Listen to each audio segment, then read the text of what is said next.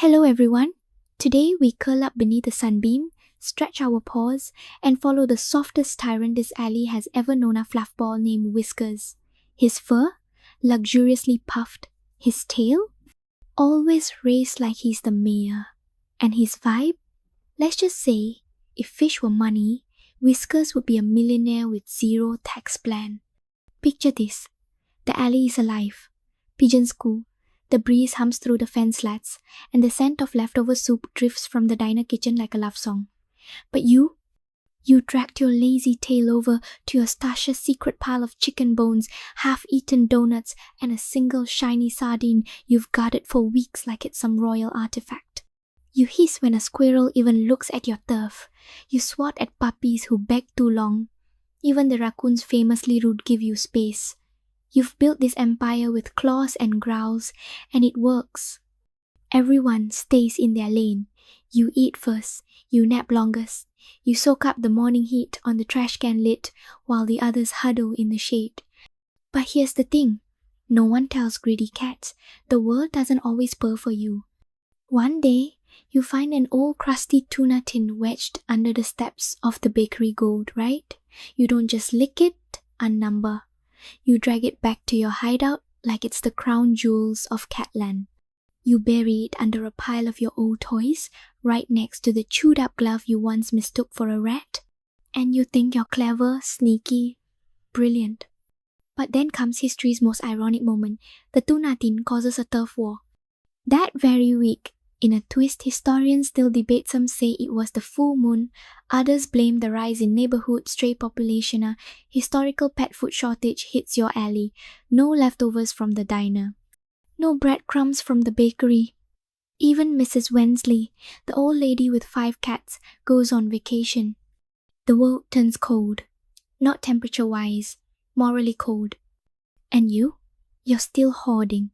You growl when Luna, the stray dog, comes sniffing. You pretend to be asleep when the little possum cries next to your food pile. Generosity? Never heard of her. Fun fact. Cats produce a scent hormone from their chicks that marks territory not that you know, since you rub your face on everything. Seriously, even that rusty tricycle no one's ridden since the Cold War. But something's off. You're full yet unsatisfied. That old sardine doesn't sparkle anymore. The donut tastes like regret. So before you get comfortable, take a moment to like the videos and subscribe, but only if you actually like what I do here. And hey, drop your location and local time in the comments. Let's see who else is watching stories about selfish cats at 2 a.m. under their blanket. Now, please subscribe to the channel to support us to develop the channel well. Thank you. Your stomach is full, sure. But your alley empire? It's growing cracks, and it starts with a feast that backfires. It's your lucky day, so you think. A fish truck breaks down near the curb. The driver, clearly untrained in feline economics, leaves a small crate of slightly expired fish by the dumpster. Jackpot. You haul it into your den like a furry dragon hoarding treasure. It's your Everest, your Louvre, your Super Bowl. But hoarding a feast in an alley is like lighting a neon sign that says, "Steal me, I dare you." First come the ants. Not the polite picnic ones. We're talking full-blown army-tier invaders with zero respect for personal property. Then the pigeons arrive, dozens of them, cooing like an angry opera chorus. You try to hiss them away, but pigeons don't care about authority. They flap, they poop. They stage a hostile takeover of your sardine mountain. And then comes Luna. Remember her? The wiry mutt with a limp and a heart twice the size of yours. She doesn't sneak. She walks in like she belongs nose up, tail wagging, eyes gleaming with a blend of hunger and hope. You bare your teeth. She doesn't flinch. She just says, "Are you gonna eat all that?" Historically, the alley's never seen you share. Not once. Not a crumb. But this time, you freeze. Because suddenly, this isn't a feast. It's a circus. The fish stink. The ants sting. The birds won't leave. Your empire smells like rot, and your whiskers twitch with doubt. Fun fact, cats can make over 100 different vocal sounds, including a weird wobble you let out when Luna grabs a fish and runs.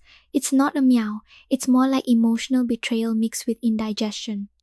You chase her halfway down the block, but halfway through the chase, you slow. Something in you stops caring. You catch her scent, old rain, dust, kindness. And maybe, just maybe, that fish wasn't stolen. Maybe it was set free.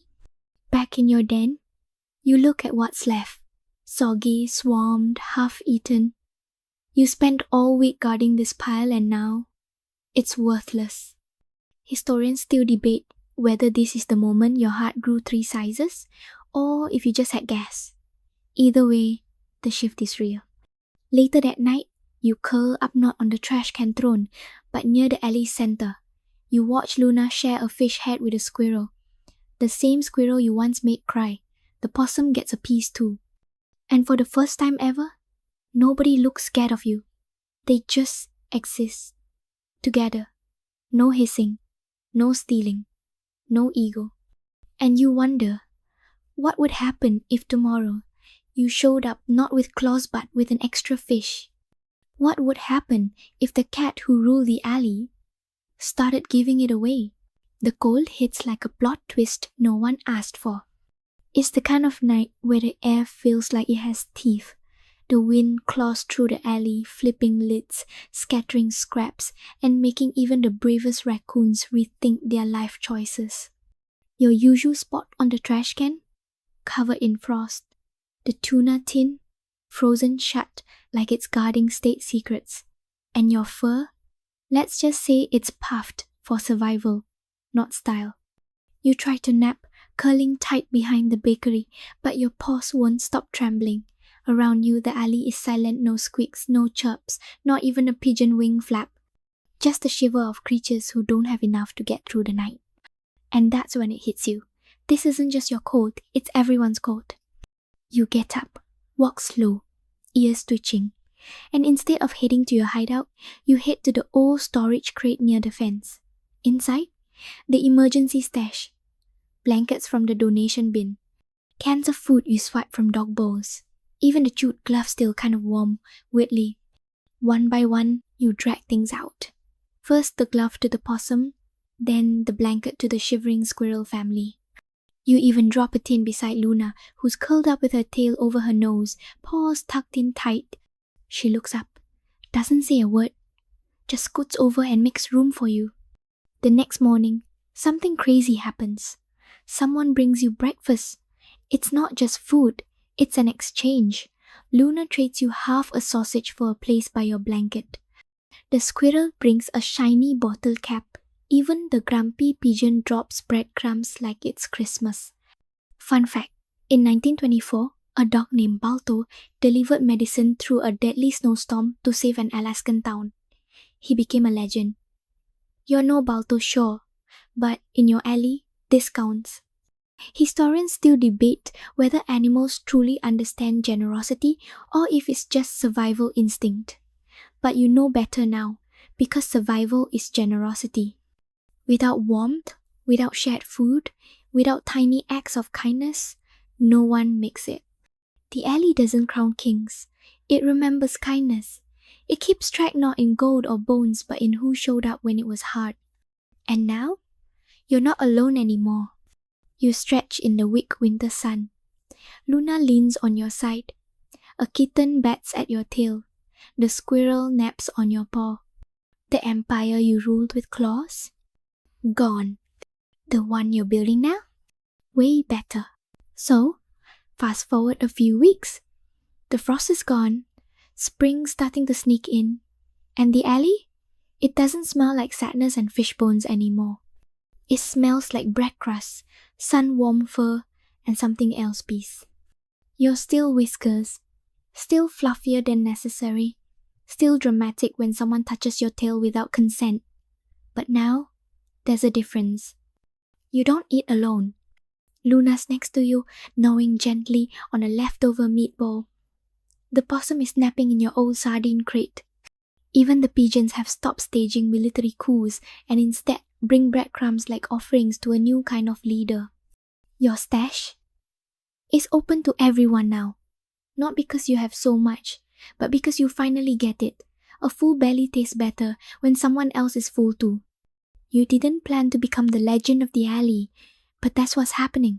The kittens? They follow you like you're a furry philosopher. The older cats whisper your name like you invented the sunbeam.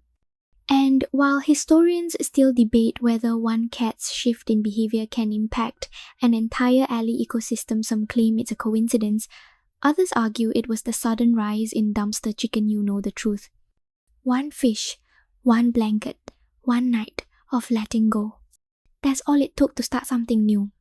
Fun fact, in ancient Egypt, cats were worshipped as symbols of balance and protection. You used to think that meant power, but maybe it just means looking after others when it's hard. Now when the diner door creaks open and scraps hit the pavement, you don't pounce. You wait. You check who's hungriest.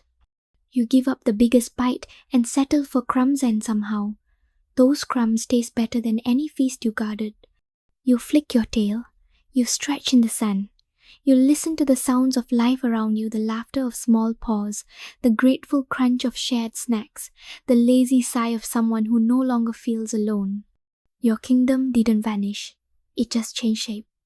Now it's made of paw prints instead of fences, of warmth instead of warnings, of community instead of control. And you're still the cat who rules the alley, but not with claws, with kindness. And as the frost begins to melt and the sun peeks out just enough to warm the crates, the alley shifts from grey to gold. Everything slows. You feel it, the hush in the morning air, the tiny sounds of life returning a pigeon coo, the rustle of fur, the soft sigh of a dog finally safe enough to sleep deeply. You don't move. You don't need to. The world isn't asking for a hero, it's just asking for softness, for something shared, for warmth that doesn't come from hoarding, but from giving away what you can when you can. You blink slowly, the kind of blink that says, I see you, I'm here. The alley blinks back. Tomorrow, the wind might return. The fish might be scarce, the blanket might get torn. But tonight, in this moment, you are enough. And as the others sleep around you, tails tucked, bodies curled close, you realize the alley never needed a ruler. It needed a friend,